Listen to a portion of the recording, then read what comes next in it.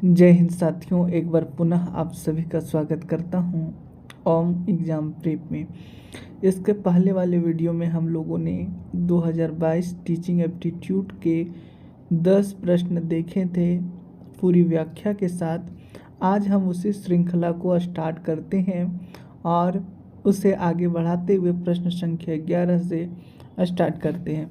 तो चलिए शुरू करते हैं। प्रश्न संख्या 11। प्रश्न संख्या 11 है, खाली स्थान वह डिग्री जिससे एक परीक्षण मापता है कि उसे क्या मापना चाहिए। इसका सही उत्तर हो जाएगा ऑप्शन सी, वैधता।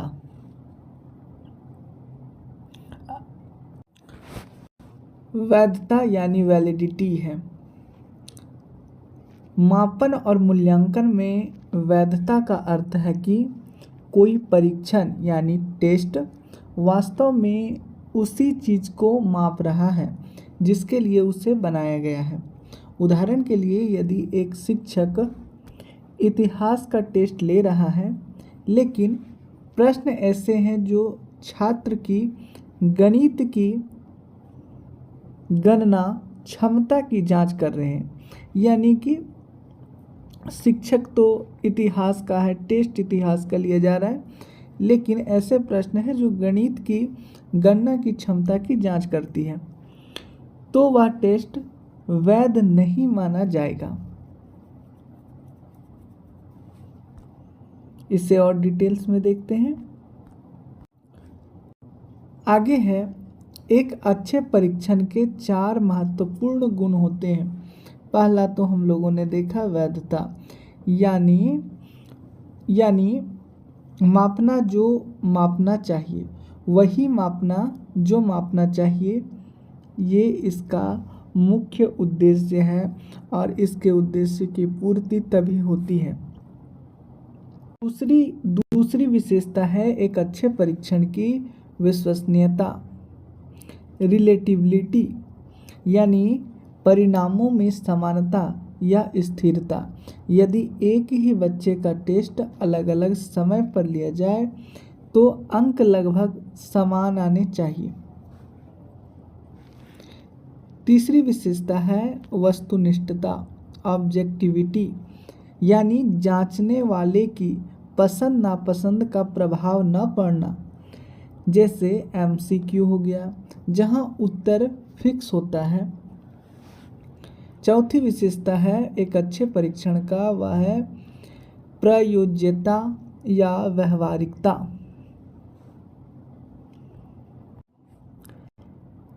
टेस्ट लेने में आसान, कम खर्चीला और समय के अनुकूल होना। कुछ अभ्यास प्रश्न है जो यहाँ पर दिए गए हैं। पहला प्रश्न है, यदि किसी परीक्षा के परिणाम बार बार एक जैसे आते हैं तो वह परीक्षा क्या कहलाती है? तो उसे कहते हैं विश्वसनीय। दूसरा है, निबंधात्मक प्रश्नों की तुलना में वस्तुनिष्ठ प्रश्न अधिक लोकप्रिय क्यों हैं? क्योंकि इसमें वस्तुनिष्ठता और विश्वसनीयता अधिक होती है, क्योंकि इसमें जो उत्तर होते हैं वो फिक्स होते हैं और इस तरह से उसकी वस्तुनिष्ठता और विश्वसनीयता अधिक होती है। तीसरा प्रश्न है, किसी परीक्षण की वैधता किस पर निर्भर करती है? तो सही उत्तर है उसके उद्देश्यों यानी ऑब्जेक्टिव्स पर। तो इस तरह 3 अभ्यास प्रश्न देखें। आगे है प्रश्न संख्या 12। प्रश्न संख्या 12 का अर्थ है प्रत्येक छोटे कदम को वांछित लक्ष्य या व्यवहार की ओर मजबूत करना। तो इसका सही उत्तर हो जाएगा ऑप्शन डी, आकार देना। आकार देना का अर्थ है प्रत्येक छोटे कदम को वांछित लक्ष्य या व्यवहार की ओर मजबूत करना। आकार देना यानी शेपिंग। आकार देना BF स्किनर के क्रिया प्रसूत अनुबंधन सिद्धांत का एक महत्वपूर्ण हिस्सा है, जिसमें किसी कठिनाई या जटिल व्यवहार को सीखने के लिए उसे छोटे छोटे चरणों में बांट दिया जाता है। जब बच्चा लक्ष्य की ओर एक भी छोटा और सही कदम बढ़ाता है तो उसे तुरंत पुरस्कार या शाबाशी देकर प्रोत्साहित किया जाता है। यानी जब बच्चा लक्ष्य की ओर एक भी छोटी कदम जब वह बढ़ाता है तो उसे तुरंत पुरस्कार या शाबाशी देकर प्रोत्साहित करना चाहिए, ताकि वह ये जो प्रक्रिया है या ये जो क्रिया है उसको बार बार दोहराए। धीरे धीरे इन छोटे सुधारों को जोड़कर वांछित व्यवहार को आकार दिया जाता है। तो इस तरह से ये पूरा व्याख्या हो गया।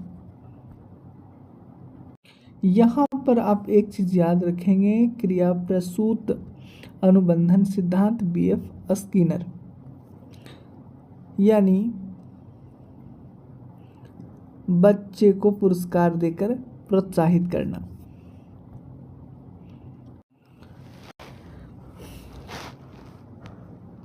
कुछ महत्वपूर्ण टर्म्स है, जैसे आकार देना, शेपिंग, व्यवहार को धीरे धीरे लक्ष्य की ओर ले जाना। जैसे बच्चे को पहले अक्षर लिखना सिखाना, फिर शब्द और फिर वाक्य, यानी पहले अक्षर लिखना सिखाना, फिर शब्द और धीरे धीरे वाक्य। क्यूइंग किसी व्यवहार को, जो ऑप्शन में दिया गया था, क्यूइंग किसी व्यवहार को शुरू करने के लिए संकेत देना। जैसे क्लास शुरू करने से पहले घंटी बजाना, तो उसे क्यूइंग कहते हैं। क्यूइंग सकारात्मक अभ्यास, पॉजिटिव प्रैक्टिस, गलती होने पर छात्र से उस क्रिया को सही तरीके से बार बार करवाना ताकि सही आदत पड़े। तीसरा है संकेत, छात्र को उत्तर याद दिलाने के लिए हल्का सा इशारा या सुराग देना। तो इस तरह से आकार देना, क्यूइंग, सकारात्मक अभ्यास और संकेत, जो 4 ऑप्शन में दिए गए थे, उसको भी अच्छे से देख लिए। इसके बाद पुनः हम लोग आते हैं इस अध्याय के महत्वपूर्ण प्रश्न पर। पहला है, क्रिया प्रसूत अनुबंधन के जनक कौन है? तो BF स्किनर हो गए। दूसरा है, क्रमिक सन्निकटन किस प्रक्रिया का दूसरा नाम है? तो आकार देना का दूसरा नाम है। तीसरा प्रश्न है, व्यवहार को मजबूत करने के लिए जो पुरस्कार दिया जाता है उसे क्या कहते हैं? तो उसे पुनर्बलन कहते हैं।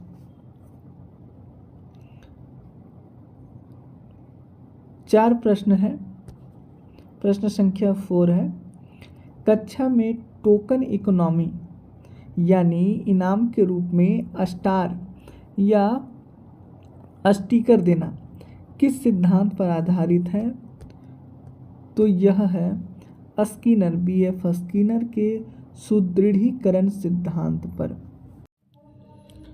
प्रश्न संख्या 13, 25 वर्षीय लड़के का IQ क्या होगा जिसकी मानसिक आयु 16 वर्ष है? तो IQ निकालने के लिए हम लोग मानसिक आयु को वास्तविक आयु से भाग देकर 100 से गुना करते हैं। ये रहा IQ का फॉर्मूला और प्रश्न का उत्तर है 64। 64 कैसे आया? मानसिक आयु कितनी थी? 16 और वास्तविक आयु 25। तो इसको काट देंगे 4 बार में और फिर 16 चौके 64 हो जाएगा और 64 हमारा उत्तर हो गया। तो ये है IQ का फॉर्मूला, आप याद रखिएगा। ये है मानसिक आयु मानसिक आयु और ये है वास्तविक आयु।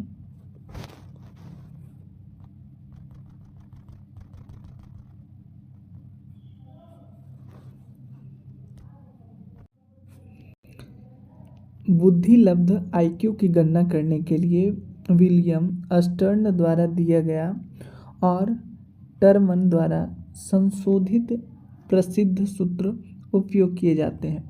तो यह टर्मन द्वारा संशोधित किया गया आईक्यू का सूत्र है और ये इम्पोर्टेंट है, याद रखें। प्रश्न के अनुसार मानसिक आयु MA 16 थी, 16 वर्ष, और वास्तविक आयु CA 25 था। आगे है महत्वपूर्ण कंसेप्ट जो कि आईक्यू का वर्गीकरण टर्मन के अनुसार, जिन्होंने आईक्यू के फॉर्मूले में संशोधित किया और उसे प्रसिद्ध किया।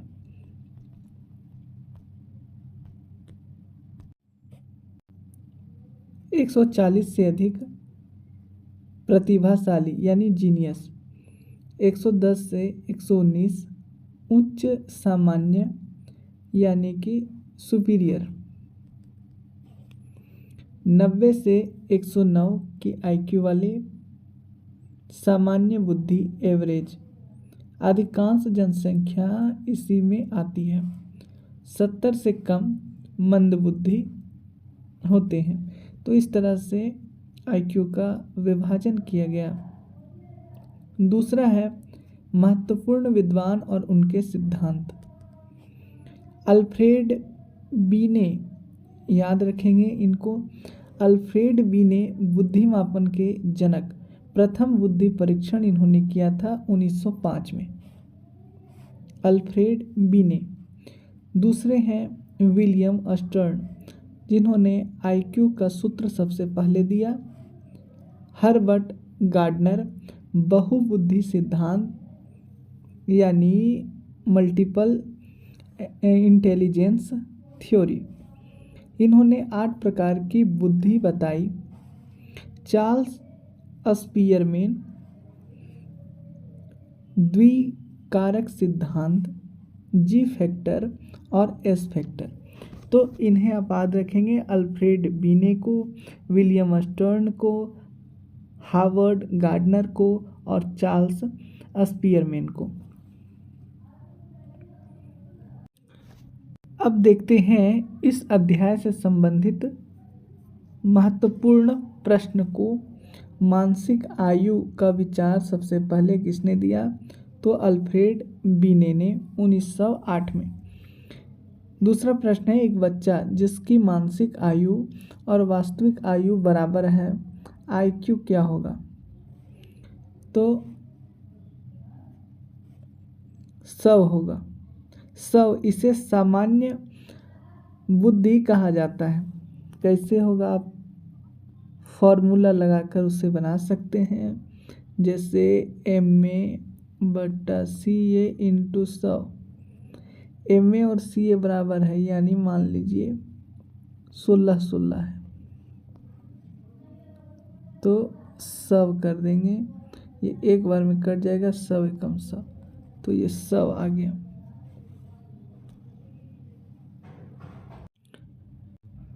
तीसरा प्रश्न है, बहुबुद्धि सिद्धांत के प्रतिपादक कौन है? तो हार्वर्ड गार्डनर। दूसरा है भाटिया बैटरी परीक्षण। भाटिया बैटरी परीक्षण टेस्ट किससे संबंधित है?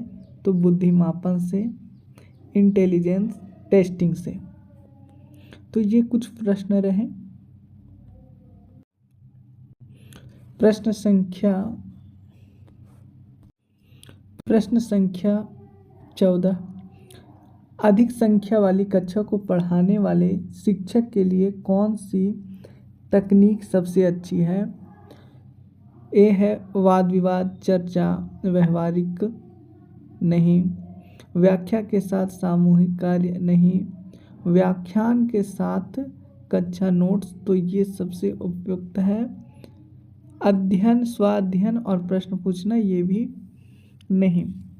तो इसका सही ऑप्शन है ऑप्शन सी, व्याख्या और कक्षा नोट्स अधिक संख्या वाली कक्षा को पढ़ाने के लिए शिक्षक के लिए सबसे अच्छी तकनीक है।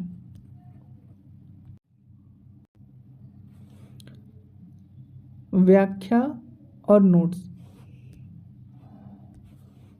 यद्यपि आधुनिक शिक्षा शास्त्र छात्र केंद्रित विधियों जैसे समूह कार्य पर जोर देता है, लेकिन जब प्रश्न अधिक संख्या वाली कक्षा यानी लार्ज क्लास के संदर्भ में कहे तो सबसे अच्छी और व्यवहारिक तकनीक पूछता है तो उसका उत्तर बदल जाता है।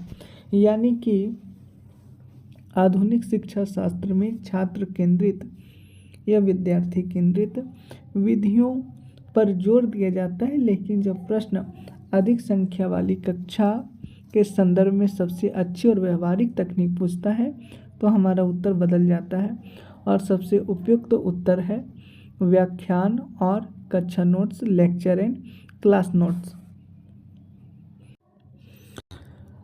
अब देखते हैं कि आखिर ये जो उत्तर सी है, ये ही उत्तर सी ही क्यों हुआ और जो ऑप्शन से वो क्यों उत्तर नहीं हुए। तो ऑप्शन सी होने का कारण है, उत्तर होने का कारण है पहला, व्यवहारिकता। 100 से 150 छात्रों वाली कक्षा में समूह कार्य यानी ग्रुप वर्क करना बहुत कठिन होता है।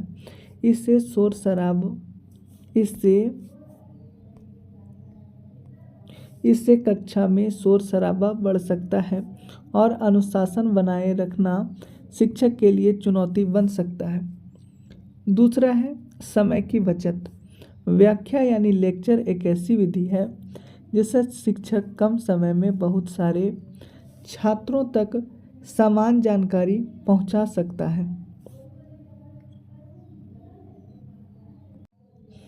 इसके बाद है अस्पष्टता, यानी कक्षा नोट्स यह सुनिश्चित करते हैं कि पीछे बैठे छात्र तक भी विषय की मुख्य बातें लिखित रूप में पहुंच जाए, जिससे मूल्यांकन आसान हो जाता है।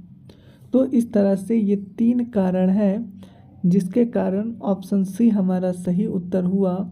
वो है व्यवहारिकता, समय की बचत और अस्पष्टता। आगे देखते हैं विकल्पों का तुलनात्मक विश्लेषण। ये है विकल्प, स्थिति और निष्कर्ष। पहला है वाद विवाद चर्चा। यह छोटी कक्षा के लिए सबसे उपयुक्त है। बड़ी कक्षा में यह मछली बाजार जैसा माहौल बना सकता है। दूसरा है व्याख्या प्लस समूह कार्य यानी लेक्चर एंड ग्रुप वर्क। यह मध्यम जनसंख्या वाली कक्षा के लिए सबसे अच्छी है, आदर्श है, लेकिन बहुत बड़ी कक्षा में इसे लागू करना मुश्किल होता है। तीसरा है व्याख्या notes, lecture and class notes. बड़ी कक्षा के लिए सबसे उपयुक्त है, सबसे प्रभावी और पारंपरिक तरीका है। तीसरा है स्वाध्याय। यह व्यक्तिगत शिक्षण के लिए सबसे उपयुक्त है। इसमें शिक्षक की भूमिका नग्न होती है, यानी न के बराबर होती है। आगे कुछ गोल्डन फैक्ट्स दिए हुए हैं, उन्हें भी देख लेते हैं। व्याख्या विधि लेक्चर मेथड यह सबसे पुरानी और किफ़ायती विधि है। इसे ऑटोक्रेटिक यानी कि एक तंत्रीय शिक्षण विधि भी कहते हैं। आदर्श अनुपात राइट टू एजुकेशन एक्ट 2009। यदि छात्र संख्या 40 से अधिक है तो उसे बड़ी संख्या की श्रेणी में रखा जाता है। समाधान, बड़ी कक्षाओं के दोषों को दूर करने के लिए शिक्षक को माइक्रोफोन और दृश्य श्रव्य सामग्री का उपयोग करना चाहिए। नोट्स में ये बोला है कि अगर प्रश्न में यही प्रश्न रहे और व्याख्या के साथ नोट्स का विकल्प ना हो तो व्याख्या के साथ समूह कार्य हो जाएगा। अब इस अध्याय को पूरे विस्तार से देखते हैं, जिससे कोई भी इस प्रश्न से संबंधित प्रश्न आए तो उसे हम करने में सक्षम हों। एक शिक्षक के रूप में जब आप ऐसी कक्षा में होते हैं जहां छात्रों की संख्या 50-60 से अधिक है तो शिक्षण की रणनीतियां बदल जाती हैं। आइए इसका पूरा कंसेप्ट हम लोग विस्तार से समझते हैं। पहला है बड़ी कक्षा की विशेषताएं। बड़ी कक्षा में विविधता होती है, यानी छात्रों के सीखने के स्तर, पृष्ठभूमि और गति में बहुत अंतर होता है। दूसरा है संसाधन। अक्सर बैठने की जगह, ब्लैक बोर्ड की दृश्यता और आवाज़ पहुंचने में कमी होती है। शिक्षण छात्र संवाद। व्यक्तिगत रूप से हर छात्र से बात करना लगभग असंभव होता है बड़ी कक्षाओं में।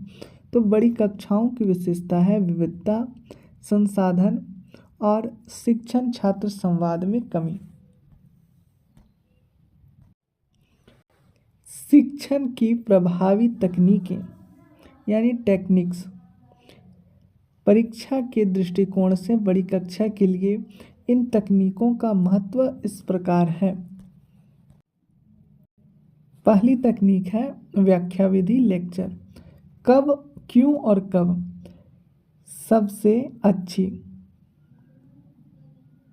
कम समय में बहुत सारे छात्रों को एक साथ जानकारी देने के लिए यह सबसे किफ़ायती है।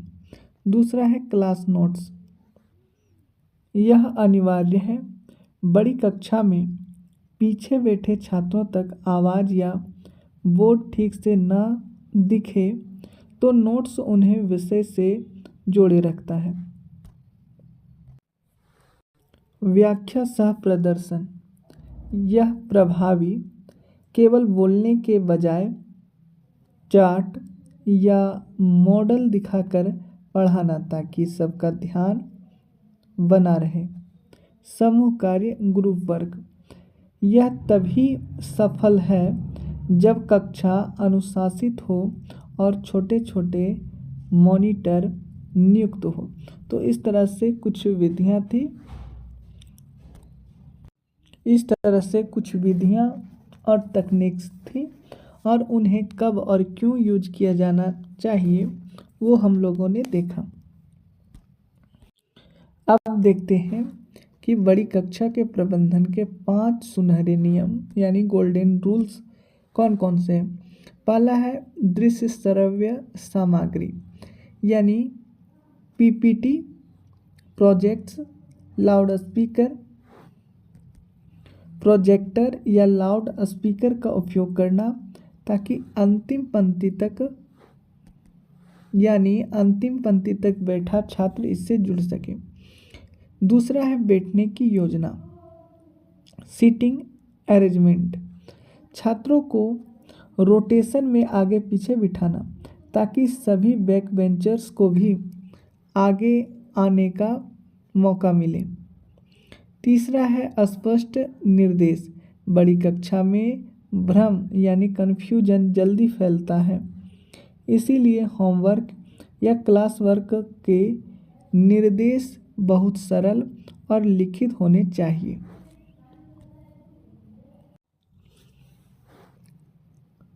चौथा तरीका है छात्रों को व्यस्त रखना। लेक्चर के बीच बीच में अचानक प्रश्न पूछना ताकि छात्र सतर्क रहें। चौथा है पीयर ट्यूटरिंग यानी होशियार छात्रों को ग्रुप लीडर बनाना ताकि वे अपने आसपास के 4 से 5 छात्रों की मदद कर सकें। तो ये थे बड़ी कक्षाओं के प्रबंधन के 5 तरीके। चौथा है शिक्षा का अधिकार अधिनियम 2009 और कक्षा का आकार। तो प्राथमिक कक्षा यानी 1 से 5 तक के कक्षा में 30 छात्रों पर एक शिक्षक।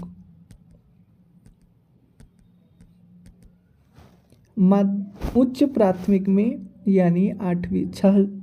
यानी छठी से 8वीं कक्षा तक के छात्रों पर 35 छात्रों पर एक शिक्षक।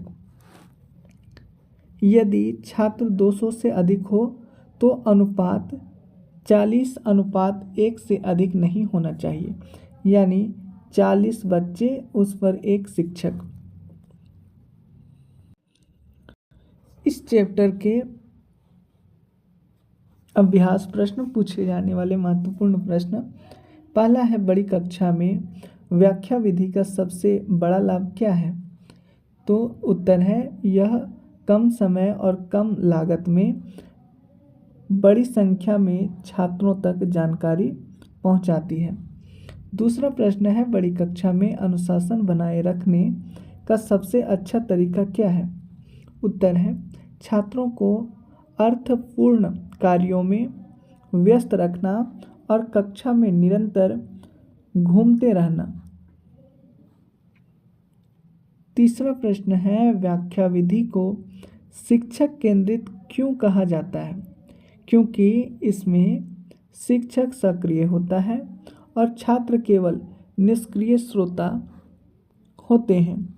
इस कारण इसे शिक्षक केंद्रित विधि कहा जाता है।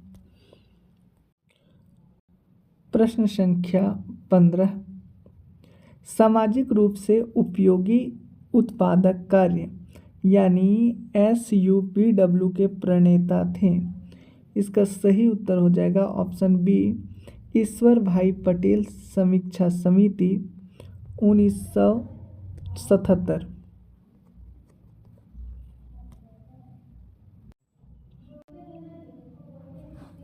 भारत में SUPW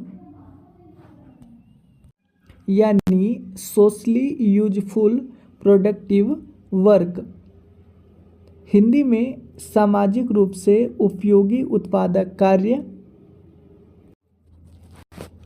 को स्कूली पाठ्यक्रम में शामिल करने की सिफारिश 1977 में ईश्वर भाई पटेल समीक्षा समिति ने की थी। इसका उद्देश्य बच्चों को केवल किताबी ज्ञान न देकर उन्हें हाथों से काम करने, श्रम का सम्मान और समाज के लिए उपयोगी चीजें बनाने के लिए प्रेरित करना था। आगे देखते हैं इसके महत्वपूर्ण कंसेप्ट। जैसे पहला है SUPW क्या है? यह हाथों से किए जाने वाले काम पर जोर देता है, जैसे बागवानी, कढ़ाई, मिट्टी के बर्तन बनाना आदि।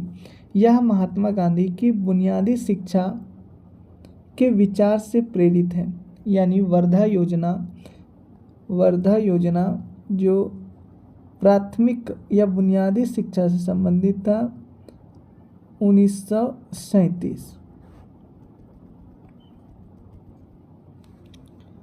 महत्वपूर्ण समितियां और उनके कार्य को देखते हैं। एक समिति ईश्वर भाई पटेल समीक्षा समिति को पूछा। हो सकता है प्रश्न में और भी महत्वपूर्ण जो समितियां उनके बारे में पूछ सकता है, तो इसीलिए हम उन्हें देखते हैं। पहला है ईश्वर भाई पटेल समीक्षा समिति 1977। SUPW की शुरुआत।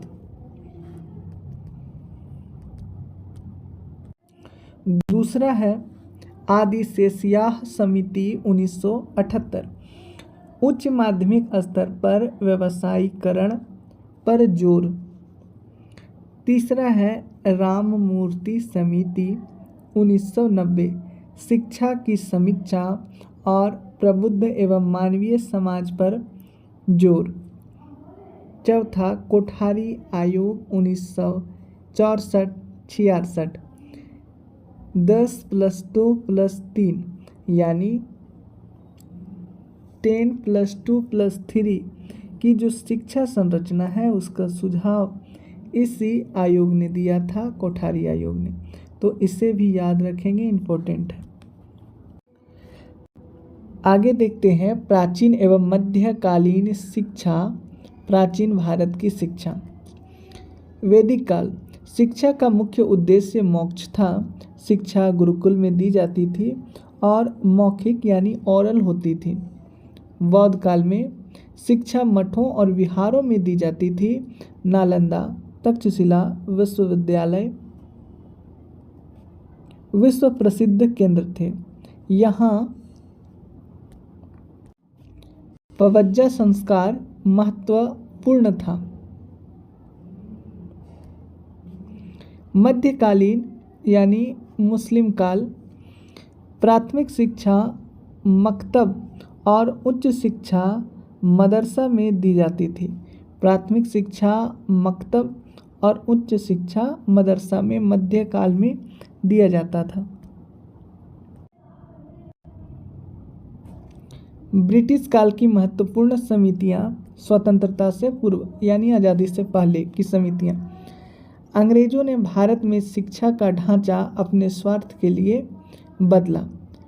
मैकाले का मिनट 1835, इन्होंने अंग्रेजी को शिक्षा का माध्यम बनाया और छननी का सिद्धांत यानी डाउनवर्ड फिल्टरेशन थ्योरी दिया। यानी इसका अर्थ है शिक्षा उच्च वर्ग को दो, वह रिस कर नीचे तक पहुंच जाएगी। आगे है वुड का घोषणा पत्र 1854। इसे भारतीय शिक्षा का मैग्ना कार्टा कहा जाता है। इसने आधुनिक शिक्षा प्रणाली की नींव रखी। हंटर आयोग 1882, इसने प्राथमिक शिक्षा के विकास और स्थानीय भाषा पर जोर दिया। वर्धा योजना 1937 महात्मा गांधी द्वारा दी गई। इसे बुनियादी शिक्षा या नई तालीम कहते हैं। इसमें हस्तशिल्प और 7 से 14 वर्ष के बच्चों के लिए मुफ्त अनिवार्य शिक्षा की बात की थी। तो वर्धा योजना महात्मा गांधी बुनियादी शिक्षा नई तालीम से जुड़ा हुआ है। आगे देखते हैं स्वतंत्रता के बाद के प्रमुख आयोग। पहला आयोग है राधाकृष्णन आयोग 1978 से 1979। विश्वविद्यालय शिक्षा पर जोर दिया। इसी की सिफारिश पर यूजीसी यानी यूनिवर्सिटी ग्रांट कमीशन की स्थापना हुई। दूसरी समिति है मुदालियन आयोग 1952 से 53। इसे माध्यमिक शिक्षा आयोग भी कहते हैं। इसने बहुउद्देशीय स्कूल का सुझाव दिया। कोठारी आयोग 1964-66। शिक्षा और राष्ट्रीय विकास, इन्होंने 10 + 2 + 3 संरचना का 10 + 2 + 3 संरचना का सुझाव दिया और इसको विस्थापित कर दिया है। नई शिक्षा नीति ने 5 + 3 + 3 + 4, तो इसे भी याद रखेंगे।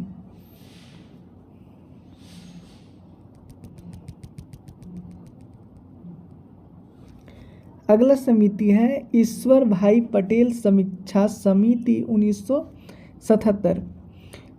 SUPW सामाजिक रूप से उपयोगी उत्पादक कार्य को पाठ्यक्रम में जोड़ा।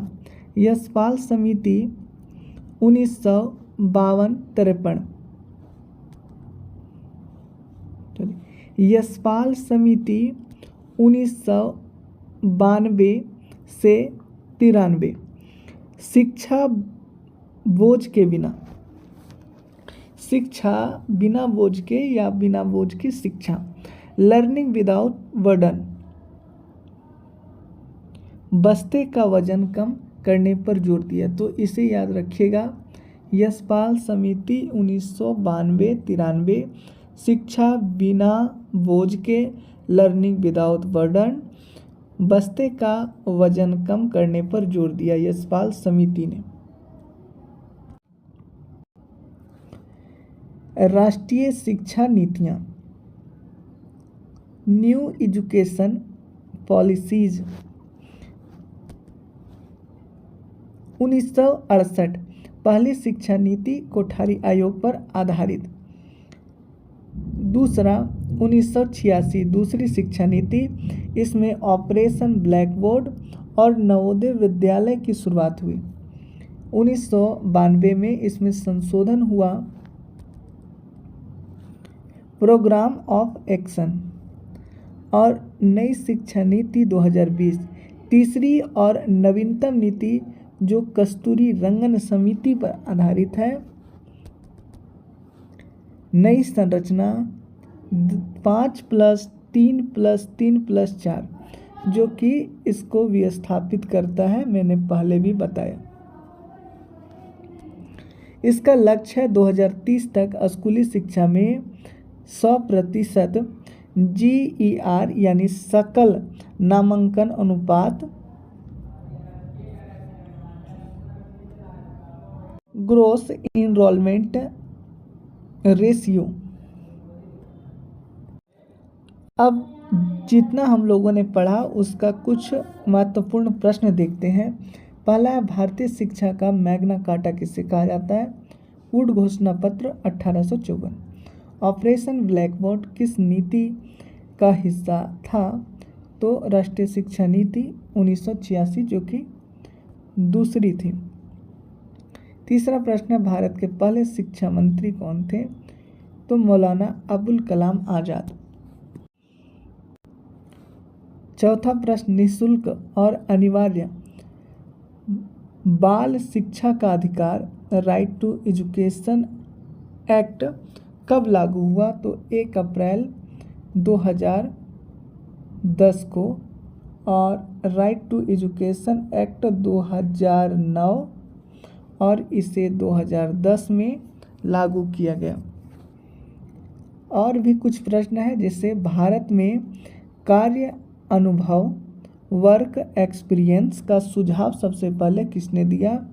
तो कोठारी आयोग 1964-66। शिक्षा बिना बोझ के लर्निंग विदाउट बर्डन का सुझाव किसने दिया? तो यशपाल समिति 1993। बुनियादी शिक्षा बेसिक एजुकेशन के जनक कौन है? तो महात्मा गांधी। अगला प्रश्न इम्पोर्टेंट प्रश्न है ये सब। राष्ट्रीय शिक्षा नीति 2020 किस समिति की रिपोर्ट पर आधारित है? तो डॉक्टर के कस्तूरी रंगन समिति पर आधारित है। शॉर्ट में याद रखें, SUPW ईश्वर भाई पटेल, बिना बोझ की शिक्षा यशपाल समिति, और 10+2+10+2+3 का ढांचा कोठारी आयोग। अगला प्रश्न है प्रश्न संख्या 16, छात्रों का भावनात्मक समायोजन डैश में प्रभावित होता है? तो व्यक्तित्व निर्माण में। दूसरा बी है कक्षा शिक्षण में, अनुशासन में। तो ये सभी हो जाएंगे, तो ऑप्शन डी इसका सही उत्तर है, उपरोक्त सभी। यानी छात्रों का भावनात्मक समायोजन में व्यक्तित्व निर्माण, कक्षा शिक्षण और अनुशासन में प्रभावी होता है। इसकी संपूर्ण व्याख्या, शिक्षा मनोविज्ञान के अनुसार एक छात्र की सीखने की क्षमता उसकी भावनाओं से गहराई से जुड़ी होती है। यदि छात्र भावनात्मक रूप से समायोजित है, अर्थात वह अपने गुस्से, डर और खुशी को संतुलित रखना जानता है, तो इसका प्रभाव इन सभी क्षेत्रों पर पड़ता है। पहला, व्यक्तित्व निर्माण, पर्सनैलिटी डेवलपमेंट। संतुलित भावनाएं छात्र में आत्मविश्वास, सेल्फ कॉन्फिडेंस और सकारात्मक दृष्टिकोण पैदा करती है, जिससे एक मजबूत व्यक्तित्व बनता है। दूसरा है कक्षा शिक्षण, क्लासरूम टीचिंग। जो छात्र मानसिक रूप से शांत होता है, उसकी एकाग्रता, कंसंट्रेशन बेहतर होती है और वह शिक्षक की बात को जल्दी समझ पाता है। तीसरा है अनुशासन यानी डिसिप्लिन। भावनात्मक संतुलन छात्र को उग्र व्यवहार से बचाता है, जिससे वह कक्षा के नियमों का स्वेच्छा से पालन करता है। तो ये 3 हो गए, व्यक्तित्व निर्माण, कक्षा शिक्षण और अनुशासन डिसिप्लिन। कुछ महत्वपूर्ण फैक्ट्स को देखते हैं, जैसे संवेगात्मक बुद्धि, इमोशनल इंटेलिजेंस। इस शब्द को प्रसिद्ध बनाने का श्रेय डेनियल गेलमैन को जाता है। उन्होंने कहा था कि जीवन की सफलता में IQ से कहीं ज़्यादा योगदान EQ का होता है। तो संवेगात्मक बुद्धि प्रसिद्ध किया डेनियल गेलमैन में, और IQ से अधिक महत्वपूर्ण है EQ। समायोजन, यह अपनी आवश्यकताओं और वातावरण के बीच संतुलन बनाने की प्रक्रिया है। शिक्षक की भूमिका NCF 2005 के अनुसार, यानी NCF यानी कि नेशनल करिकुलम फ्रेमवर्क के अनुसार, शिक्षक को कक्षा में ऐसा वातावरण बनाना चाहिए जहां छात्र सुरक्षित और भावनात्मक रूप से सहज महसूस कर सके। यही है नेशनल करिकुलम फ्रेमवर्क 2005। कुछ प्रश्न हैं जो परीक्षाओं में पूछे जाते हैं, जैसे पहला है संवेग, इमोशन व्यक्तित्व की उत्तेजित दशा है। यह किसका कथन है? संवेग व्यक्ति की उत्तेजित दशा है, कथन किनका है? तो वुडवर्थ का कथन है। दूसरा है संवेगात्मक विकास को प्रभावित करने वाले मुख्य कारक कौन से हैं? तो स्वास्थ्य, मानसिक योग्यता और पारिवारिक वातावरण।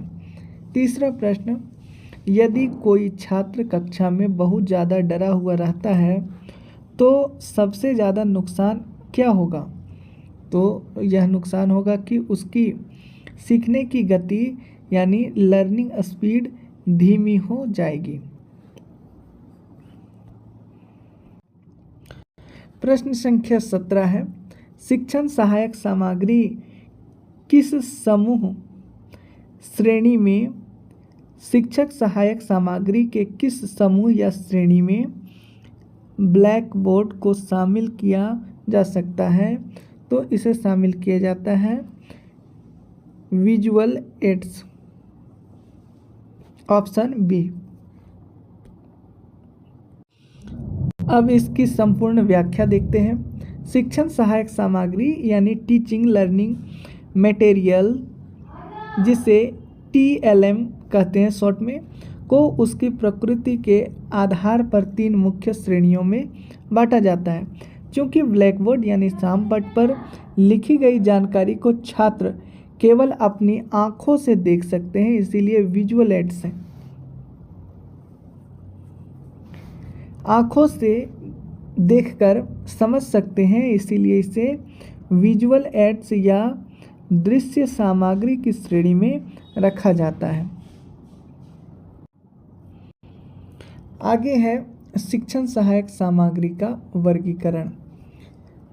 पहला है इंद्रियों यानी सेंसेस के आधार पर इन्हें मुख्य रूप से 3 भागों में बांटा गया है। पहला है दृश्य सामग्री, दूसरा है श्रव्य सामग्री और तीसरा है दृश्य श्रव्य सामग्री। तो पहला देखते हैं, दृश्य सामग्री यानी विजुअल एड्स। केवल देखना, इसमें छात्र अपनी आँखों का उपयोग करके जानकारी प्राप्त करते हैं। उदाहरण के लिए ब्लैक बोर्ड, श्यामपट्ट, चाक,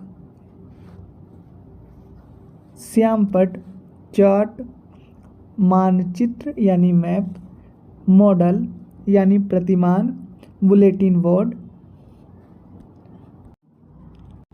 flannel board, opaque projector, slide projector. Blackboard, इसे शिक्षक का सबसे अच्छा मित्र और कक्षा का दर्पण कहा जाता है, तो इसे भी याद रखेंगे। ब्लैक बोर्ड को शिक्षक का सबसे अच्छा मित्र और कक्षा का दर्पण कहा जाता है। तो ये रहा दृश्य सामग्री जिसे हम केवल देख सकते हैं, देखकर हम सीखते हैं। दूसरा है श्रव्य सामग्री यानी ऑडियो एड्स, केवल सुनना। इसमें छात्र सुनकर सीखते हैं, जो उच्चारण और भाषा कौशल के लिए अच्छा है। उदाहरण radio, tape recorder, gramophone, Linguaphone, भाषा सीखने के लिए। सी है दृश्य श्रव्य सामग्री यानी ऑडियो विजुअल एड्स, देखना और सुनना दोनों। यह सबसे प्रभावी श्रेणी है क्योंकि इसमें आँख और कान दोनों सक्रिय रहते हैं। उदाहरण TV, television, computer, LCD projector, film strips, YouTube video, शैक्षिक फिल्में। तो ये रहे उदाहरण दृश्य श्रव्य सामग्री के। दूसरा विभाजन है तकनीक के आधार पर वर्गीकरण विभाजन। प्रक्षेपित सामग्री यानी प्रोजेक्टेड एड्स, जिसे पर्दे पर बड़ा करके दिखाया जाता है, जैसे स्लाइड्स, OHP,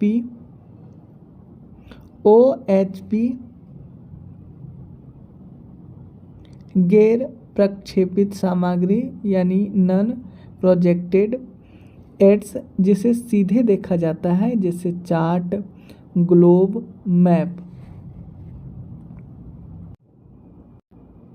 इसके बाद है एडगर डेल का अनुभव शंकु।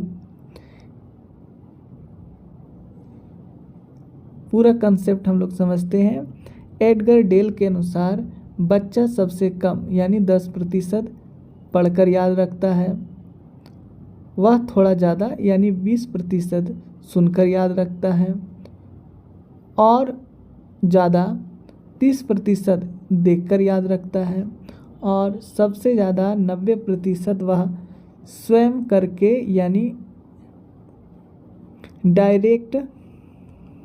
यानी डायरेक्ट पर्पसफुल एक्सपीरियंस से याद ज़्यादा रखता है।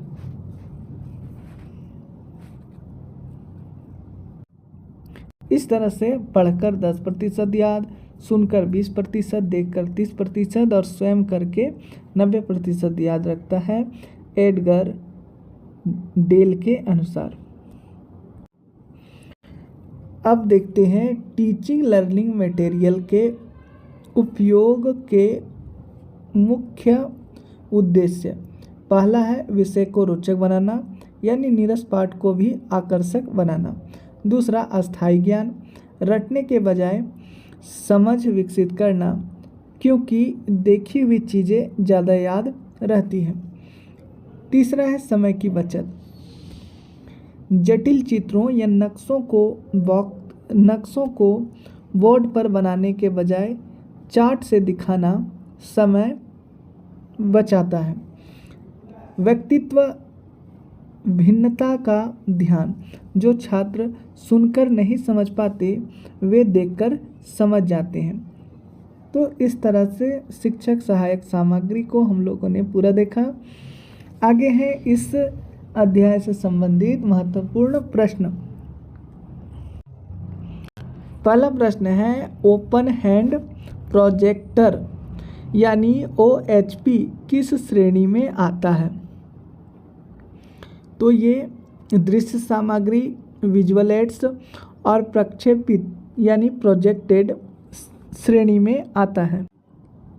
दूसरा प्रश्न है भाषा कौशल यानी लैंग्वेज स्किल्स सुधारने के लिए सबसे अच्छा साधन है लिंग्वाफोन या भाषा प्रयोगशाला। तीसरा प्रश्न एक प्रभावी शिक्षक के लिए सबसे सस्ती और सुलभ सहायक सामग्री है ब्लैक बोर्ड यानी श्यामपट्ट। चौथी प्रश्न है शिक्षण की सबसे पुरानी दृश्य सामग्री कौन सी है? तो वो भी है ब्लैक बोर्ड।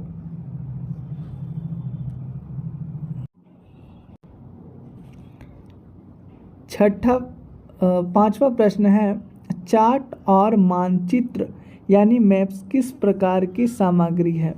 तो ये दृश्य सामग्री है यानी विजुअल एड्स है, जिसे हम केवल देख सकते हैं, सुन नहीं सकते।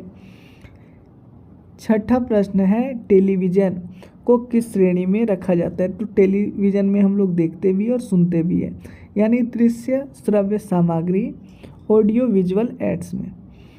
सातवां और अंतिम प्रश्न है एक प्रभावी शिक्षक के लिए TLM यानी टीचिंग लर्निंग मटेरियल का चयन किस आधार पर होना चाहिए?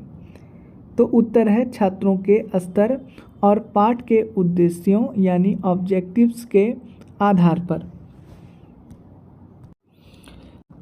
आगे प्रश्न संख्या 18 है इंट्रापर्सनल कम्युनिकेशन। आपको याद होगा जो हम लोगों ने पहले पार्ट में देखा था जिसमें 10 प्रश्न थे, उसमें मैंने आपको बताया था इंट्रा और एक था इंटर।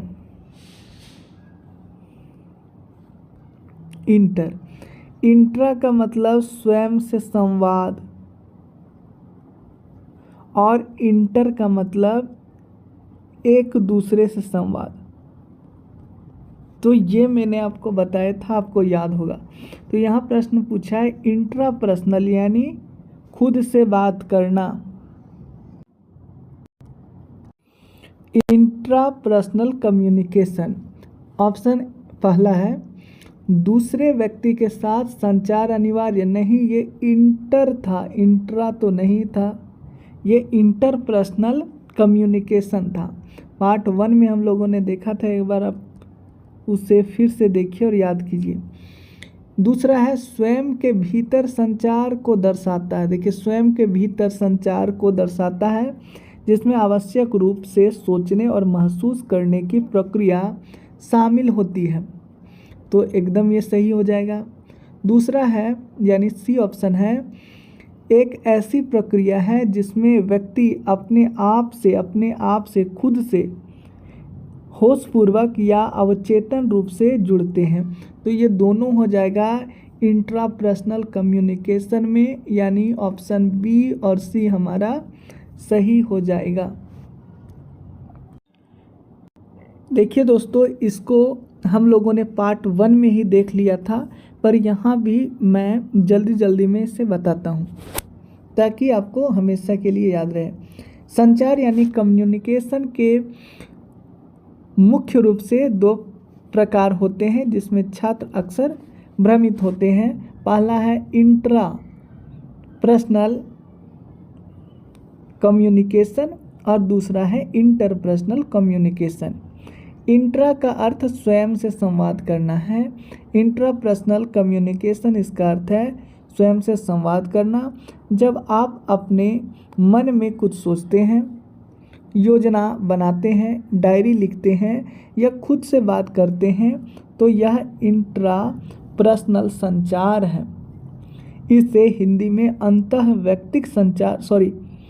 इसे हिंदी में अंतःवैयक्तिक संचार हम लोगों ने कहा था। इसमें सोचना, महसूस करना और आत्मचिंतन शामिल है, जो विकल्प बी और सी था। दूसरा है इंटरपर्सनल। इसका अर्थ है दो या दो से अधिक व्यक्तियों के बीच संवाद, जो विकल्प ए है। इंटरपर्सनल का उदाहरण इसीलिए दिया, इंटरपर्सनल का उदाहरण यहाँ ऑप्शन ए में दिया गया है, इसीलिए वो गलत था।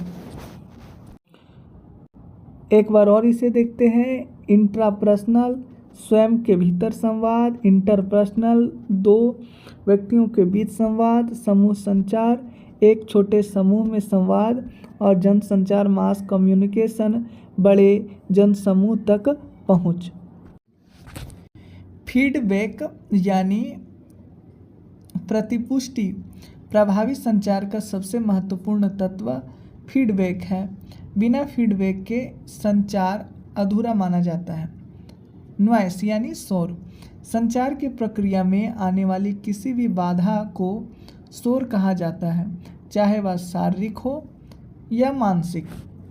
शाब्दिक और अशाब्दिक शब्दों का प्रयोग शाब्दिक, जबकि हाव भाव और संकेतों का प्रयोग अशाब्दिक यानी नॉन वर्बल संचार में होता है। हम लोगों ने पार्ट 1 में देखा था अच्छा से, आपको याद जरूर होगा।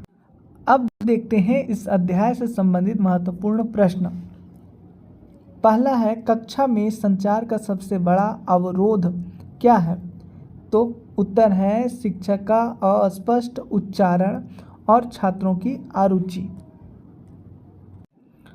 दूसरा प्रश्न है, जब आप खुद से ही योजना बनाते हैं तो वह कौन सा संचार है? खुद से ही, मैं खुद से ही बात करता हूँ स्वयं से, तो इंट्रापर्सनल हो गया।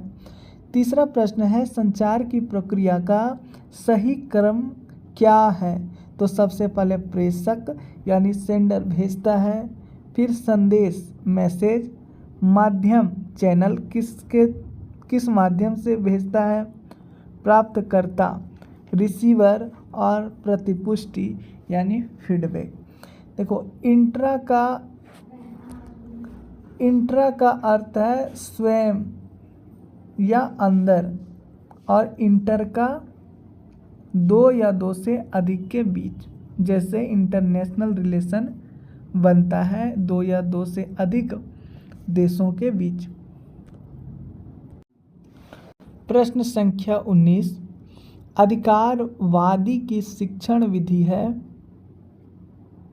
तो इसका सही उत्तर हो जाएगा ऑप्शन ए, शिक्षक केंद्रित। क्यों शिक्षक केंद्रित? और शिक्षण की कितनी विधियां हैं उसको हम देखते हैं विस्तार से। अधिकारवादी, ऑटोरिटेरियन या ऑटोक्रेटिक जिसे कहते हैं, शिक्षण वह शैली है जिसमें शिक्षक की सत्ता सर्वोपरि होती है, सबसे ऊपर होती है। इसमें शिक्षक सक्रिय यानी एक्टिव रहता है और छात्र केवल निष्क्रिय श्रोता की भूमिका में होता है, यानी निष्क्रिय श्रोता की भूमिका निभाता है छात्र। शिक्षक ही यह तय करता है कि क्या, कब और कैसे पढ़ाया जाएगा, और छात्रों को बिना प्रश्न किए उसे स्वीकार करना होता है। तो ये है अधिकारवादी या तानाशाह, इसे ही कहते हैं। इस अध्याय को हम लोग पूरा समझते हैं तो सबसे पहले देखेंगे शिक्षण के स्तर यानी levels of teaching. Morris L Bigge ने शिक्षण को 3 स्तरों में विभाजित किया है, जो कि अक्सर परीक्षा में इसके क्रम पूछे जाते हैं। पहला है स्मृति स्तर यानी मेमोरी लेवल। सबसे निचला स्तर प्रतिपादक हर्बर्ट। मुख्य बात क्या है? तो इसमें केवल रटने यानी रॉट लर्निंग पर जोर दिया जाता है, यानी रटने पर जोर दिया जाता है। विशेषता है यह शुरुआती कक्षाओं के लिए है, यानी निचली कक्षाओं के लिए है, जहां पहाड़ी वर्णमाला आदि याद कराए जाते हैं, जिसमें समझ का अभाव होता है। समझ गए। दूसरा है अवबोध स्तर यानी अंडरस्टैंडिंग लेवल। प्रतिपादक मोरिसन। मुख्य बात है यहाँ छात्र तथ्यों को केवल रटता नहीं बल्कि उसके अर्थ और सिद्धांतों को समझता है। इसकी विशेषता है इसमें छात्र उदाहरणों और नियमों के बीच संबंध स्थापित करना सीख जाता है। तो दोस्तों इस तरह से स्मृति स्तर, अवबोध स्तर और तीसरा है चिंतन स्तर, जिसको देखते हैं। तीसरा है चिंतन स्तर, रिफ्लेक्टिव लेवल, सबसे उच्च स्तर है। प्रतिपादक हंट। प्रतिपादक है हंट। मुख्य बात इसकी है यह समस्या समाधान यानी प्रॉब्लम सॉल्विंग पर आधारित है। विशेषता यह छात्र प्राप्त ज्ञान का उपयोग नई और वास्तविक समस्याओं को सुलझाने में करता है। इसमें छात्र पूरी तरह से स्वतंत्र और सृजनात्मक होता है।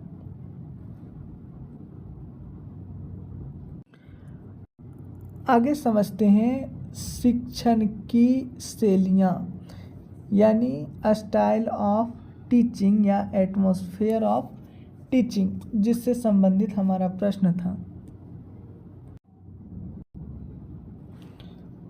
यह बताता है कि कक्षा का माहौल कैसा है और शिक्षक की भूमिका क्या है।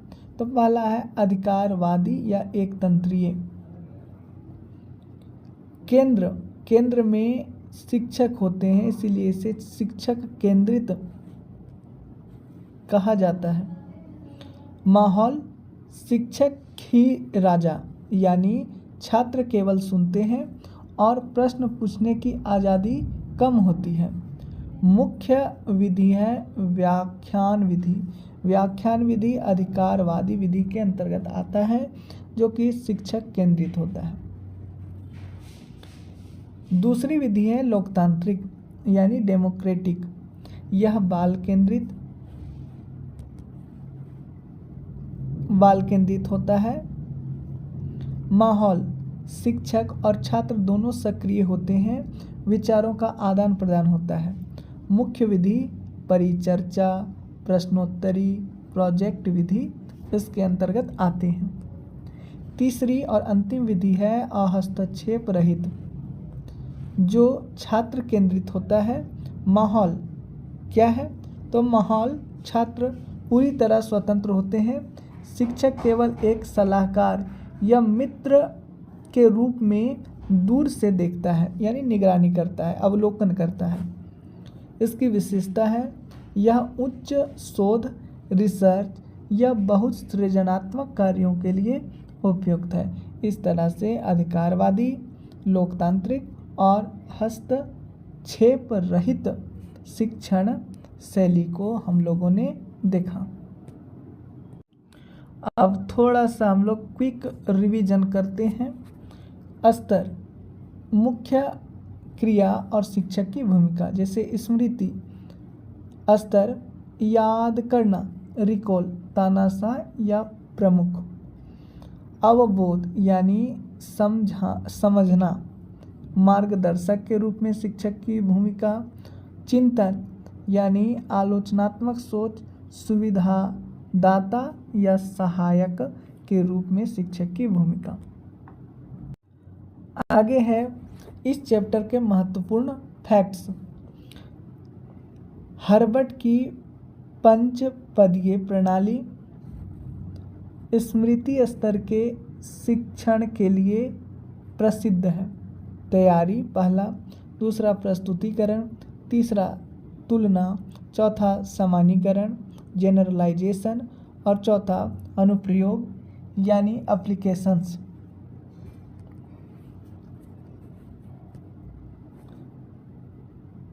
नेशनल करिकुलम फ्रेमवर्क 2005 यह लोकतांत्रिक शैली और चिंतन स्तर के शिक्षण का समर्थन करता है। शिक्षक की आधुनिक भूमिका क्या है? उसे अब एक सुविधादाता फैसिलिटेटर यानी सुविधादाता माना जाता है, ना कि ज्ञान का एकमात्र स्रोत। व्याख्या विधि या अधिकारवादी विधि का सबसे बड़ा उदाहरण है लोकतांत्रिक शिक्षण। इसे आधुनिक शिक्षा में सर्वश्रेष्ठ माना जाता है क्योंकि यह छात्र की जिज्ञासा को सम्मान देता है। अनुभव आधारित यह प्रगतिशील शिक्षा जॉन डेवी का हिस्सा है जो अधिकारवादी शैली के बिल्कुल विपरीत है, उल्टा है अनुभव आधारित। अब कुछ महत्वपूर्ण प्रश्न देखते हैं। पहला प्रश्न है करके सीखना यानी लर्निंग बाय डूइंग किस शैली का हिस्सा है? तो ये लोकतांत्रिक बाल केंद्रित शैली और इसे जॉन डेवी ने दिया। दूसरा प्रश्न है अधिकारवादी शिक्षण में शिक्षक की भूमिका क्या होती है? तो एक तानाशाह या ज्ञान के स्रोत अथॉरिटी के रूप में। तीसरा प्रश्न आधुनिक समय में शिक्षक को किस रूप में देखा जाता है? तो एक सुविधादाता के रूप में NCF 2005 के अनुसार। प्रश्न संख्या 20 है नैतिक विकास के महत्वपूर्ण सिद्धांतों में से एक किसके द्वारा प्रस्तावित किया गया है? तो इसका उत्तर हो जाएगा ऑप्शन ए लॉरेंस कोहलबर्ग के द्वारा। इसकी व्याख्या है अमेरिकी मनोवैज्ञानिक लॉरेंस कोहलबर्ग ने नैतिक विकास का सिद्धांत थ्योरी ऑफ मोरल डेवलपमेंट प्रतिपादित किया था। उन्होंने यह समझने की कोशिश की कि बच्चे और वयस्क सही और गलत के बीच निर्णय कैसे लेते हैं। उनका सिद्धांत मुख्य रूप से नैतिक सुविधा और नैतिक तर्क पर आधारित है। नैतिक सुविधा और नैतिक तर्क पर आधारित है। आगे है कोहलबर्ग के सिद्धांत के 3 स्तर 6 चरण। स्तर आयु लगभग और मुख्य विशेषताएं। तो पहला स्तर है पूर्व परंपरागत 4 से 10 वर्ष। मुख्य विशेषता नैतिकता बाहरी पुरस्कार और दंड पर आधारित होती है। दूसरा है परंपरागत 10 से 13 वर्ष। बच्चा सामाजिक नियमों और दूसरों की अपेक्षाओं को मानता है। तीसरा है उत्तर परंपरागत 13 से अधिक वर्ष। नैतिकता स्वयं के सिद्धांतों और मानवाधिकारों पर आधारित होती है। आगे है अन्य विकल्पों का परिचय। जैसे डेनियल गैलमैन ऑप्शन सी में था। इन्होंने संवेगात्मक बुद्धि इमोशनल इंटेलिजेंस का सिद्धांत दिया। इसके बाद ऑप्शन डी है बेंजामिन ब्लूम। इन्होंने शिक्षा के उद्देश्यों का वर्गीकरण दिया, ज्ञानात्मक, भावनात्मक और क्रियात्मक। एरिक फ्रॉम ये प्रसिद्ध मनोविश्लेषक और दार्शनिक थे। तो इस तरह से हम लोगों ने ऑप्शन का विश्लेषण किया। आगे है कुछ महत्वपूर्ण प्रश्न इस अध्याय से संबंधित। पहला प्रश्न है, हिंज की दुविधा किस मनोवैज्ञानिक के सिद्धांत से जुड़ी है? तो ये हो जाएगा लॉरेंस कोहलबर्ग। दूसरा है, कोहलबर्ग के अनुसार अच्छा लड़का अच्छी लड़की किस स्तर में आता है? तो ये जो दूसरा स्तर है यानी पारंपरिक स्तर 10 से 13 वर्ष।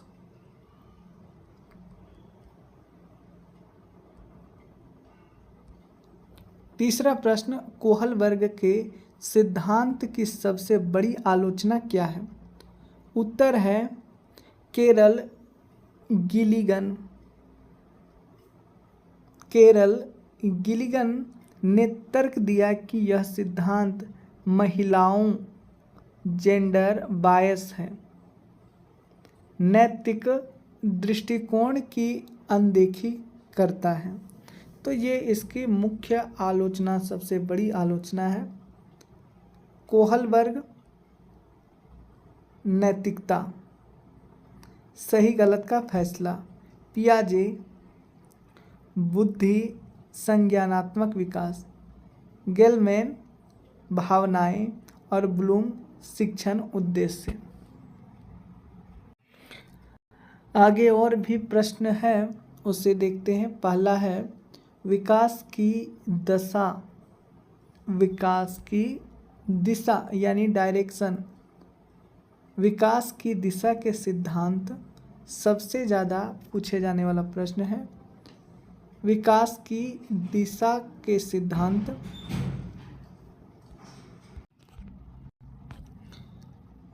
पहला प्रश्न है, मस्तकाधोमुखी विकास का अर्थ क्या है? उत्तर है, विकास सिर से पैर की ओर होता है।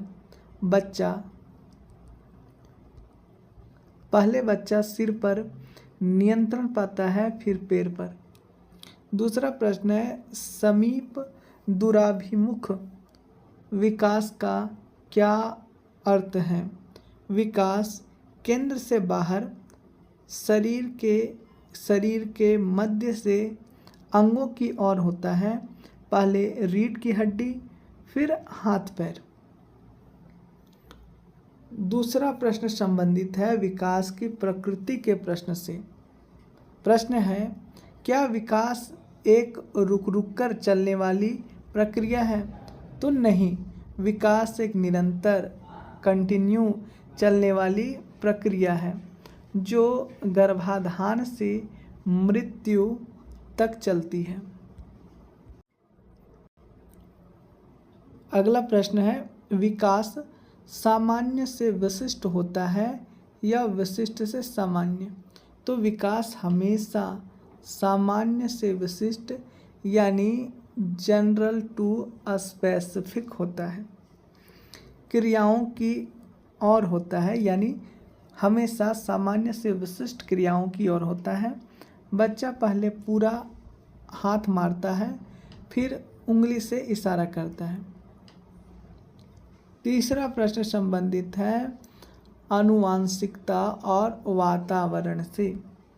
प्रश्न है, बालक का विकास किसका परिणाम है? तो उत्तर है आनुवांशिकता और वातावरण की अंतःक्रिया, इंटरेक्शन का।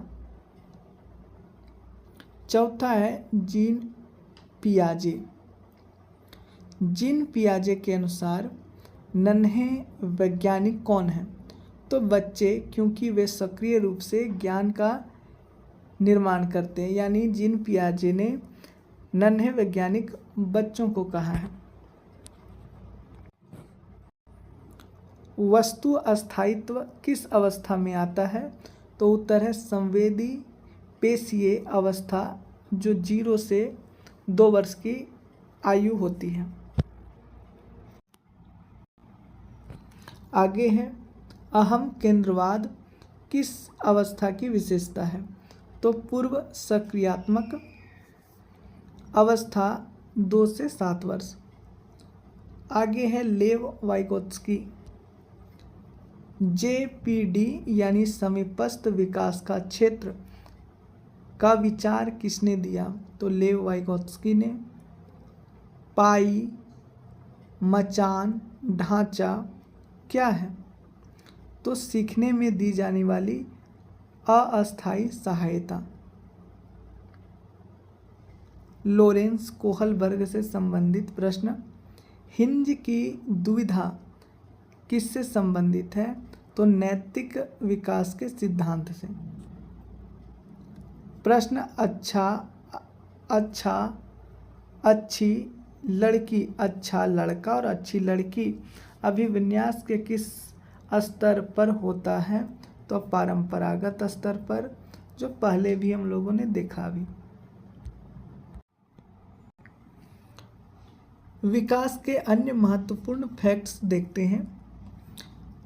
विकास और वृद्धि में क्या अंतर है? तो विकास गुणात्मक होता है और वृद्धि मात्रात्मक होता है। वृद्धि मात्रात्मक होता है, जैसे लंबाई, वजन बढ़ना, और विकास गुणात्मक होता है।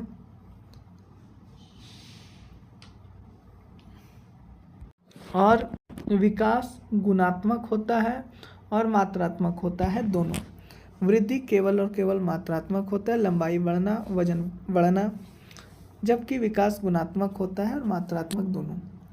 अगला प्रश्न है व्यक्तिगत भिन्नता, इंडिविजुअल डिफरेंसेस का क्या अर्थ है? तो हर बच्चे के विकास की दर और रुचि अलग अलग होती है। इसके बाद है किशोरावस्था को तनाव और तूफान की अवस्था किसने कहा? तो ये स्टैनली हॉल ने कहा था।